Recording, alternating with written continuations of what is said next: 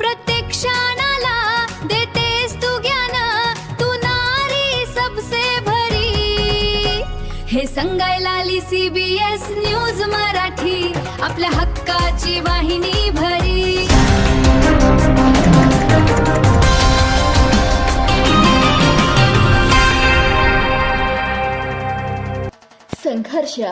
संघर्ष हा शब्द ज्यांच्या आयुष्याच्या 5वीलाच पुजलेला, पण त्याच संघर्षानं त्यांनी कल्पवृक्षात रूपांतर केलं. जिथं परिस्थिती आडवी आली तिथं जिद्दीनं त्या उभ्या राहिल्या.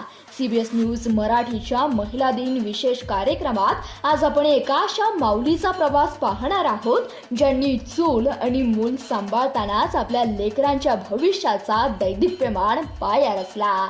1960चा तो काळ जेव्हा ग्रामीण भागात शिक्षणाची दारे मुलींसाठी जेमतेम उघडलेली होती. एका सामान्य कुटुंबात जन्मलेल्या आणि केवळ 9वी पर्यंत शिक्षण घेऊन शिकलेल्या सौ सुवर्णा आनंदराव केदार.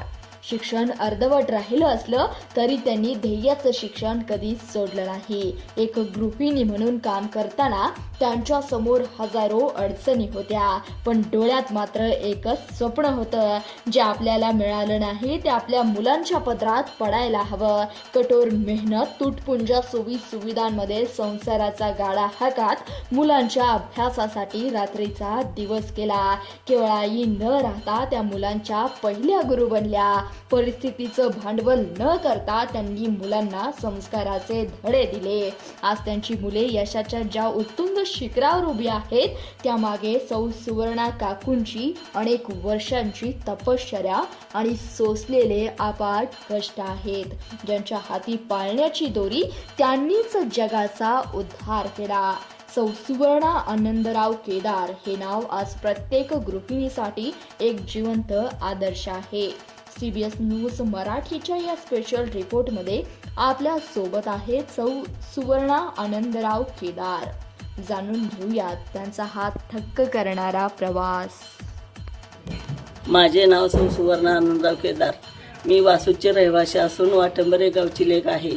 माझे शिक्षण श्री छत्रपती शिवाजी हायस्कूल येथे झाले असून माझे वडील विनायक भानदास मिसाळ यांच्या मार्गदर्शनाखाली झाले. माझ्या आईचे नाव सत्यभामा विनायक मिसाळ. या दोघांच्या आशीर्वादामुळे मी आज इथपर्यंत पोचले आहे.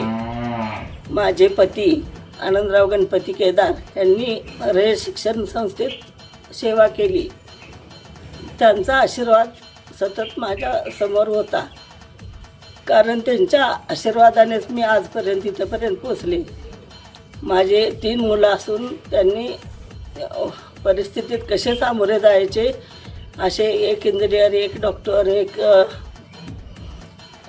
फार्मसी असून त्यांनी आज इथंपर्यंत शिक्षण पार पाडले. मी सुना इंजिनियर, डॉक्टर, मेडिकलमध्ये असून आजपर्यंत मला त्यांचा सहवास चांगला लाभला. आज मी इथंपर्यंत पोचले सर्वांच्या कुटुंबाच्या आशीर्वादाने. आज महिला दिनानिमित्त विशेष मी हे 4 शब्द बोलत आहे. नमस्कार.